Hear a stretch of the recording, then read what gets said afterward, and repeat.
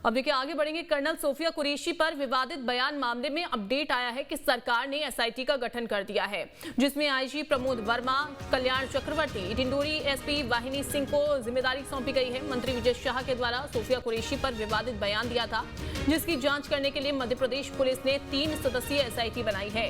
Colonel Sophia Qureshi को लेकर शाह ने आपत्तिजनक टिप्पणी की थी, जिस पर सुप्रीम कोर्ट ने सख्त रुख अपनाया है। सुप्रीम कोर्ट ने जांच के लिए एसआईटी बनाने का आदेश दिया था।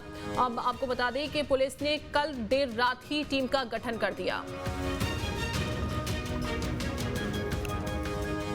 विजय शाह के मामले में एसआईटी का गठन 3 आईपीएस अधिकारियों की एसआईटी बनाई गई है, यानी कि ये जो टीम है वो गठित की गई, जिसमें एक महिला अधिकारी को भी शामिल किया गया है।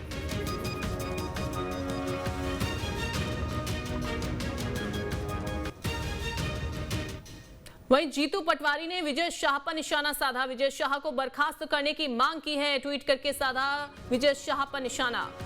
तो कांग्रेस लगातार विजय शाह को घेर रही है और देखिए बर्खास्त करने की मांग कर रही है, इस्तीफे की मांग कर रही है, जिसमें जीतू पटवारी लिखते हैं कि मां अहिल्या एक आदर्श शासक के रूप में अमर रहेंगी।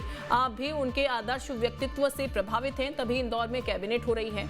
आदर्श शासन सिद्धांत कहता है कि बदजुबान विजय शाह को तत्काल बर्खास्त करो। क्या आप अहिल्याबाई की इस सीख का पालन करेंगे?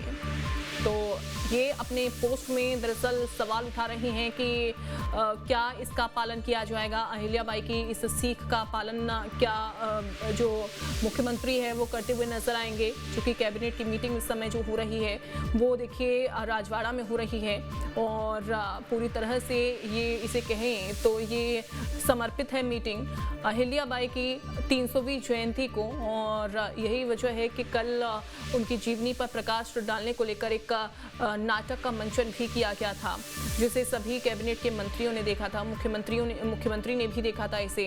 अब इस पर जीतू पटवारी की तरफ से निशाना साधा गया है। दरअसल उन्होंने निशाना विजय शाह पर साधा है।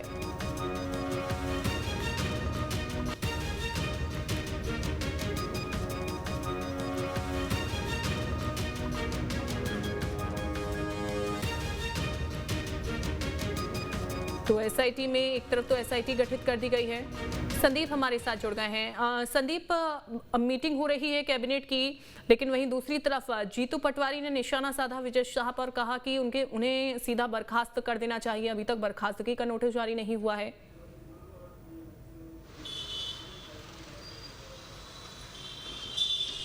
देखिए, कांग्रेस शुरू से ही ये मांग कर रही है और जिस तरह से विजय शाह को लेकर हाई कोर्ट, सुप्रीम कोर्ट टिप्पणियां कर रहे हैं, इससे कांग्रेस के आंदोलन को, मुहिम को बल मिल रहा है और इसीलिए कांग्रेस के नेता बयान दे रहे हैं, लेटर्स लिख रहे हैं और विजय शाह की बर्खास्तगी की मांग कर रहे हैं। दरअसल विजय शाह पर एफआईआर दर्ज कर ली गई है और जब भी एफआईआर दर्ज की जाती है तो संवैधानिक पद से इस्तीफा दिया जाता है। मध्य प्रदेश में ऐसे उदाहरण रहे हैं और चूंकि विजय शाह के इस्तीफे में देरी हो रही है, उनको बर्खास्त करने में देरी हो रही है, इसीलिए कांग्रेस ज़्यादा आक्रामक है और इसी तरह से जो दबाव बनाया जा रहा है सरकार पर कि उनसे इस्तीफा लिया जाए या उनको बर्खास्त किया जाए।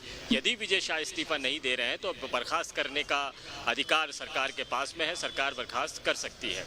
दूसरी तरफ एसआईटी ने अपनी जांच शुरू कर दी है। आज से एसआईटी में शामिल जो 3 आईपीएस ऑफिसर्स हैं, इन तीनों ने जांच की है। आईजी, डीआईजी और एसपी रैंक के 3 ऑफिसर्स हैं, जिसमें एक महिला अधिकारी भी शामिल है। इन्होंने भी जांच कर दी है। विजय शाह से पूछताछ की जाएगी, वीडियो की जांच की जाएगी, फॉरेंसिक रिपोर्ट इसकी ली जाएगी और 28 मई तक सुप्रीम कोर्ट में पहली रिपोर्ट पेश की जाएगी, जिस पर विजय शाह पर लगे गए आरोपों का डिटेल विवरण रहेगा।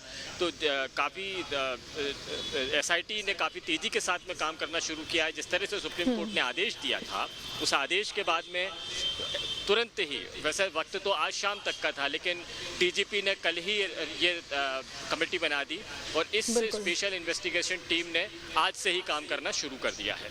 बिल्कुल, और अब ये भी देखना होगा कि उसके बाद जब ये जांच पूरी हो जाएगी तो क्या रुख रहता है, क्या बर्खास्तगी का नोटिस जारी होगा या फिर माफी के साथ उन्हें छोड़ दिया जाएगा, एक बार फिर से उनको चेतावनी देते हुए। बहुत शुक्रिया आपका संदीप।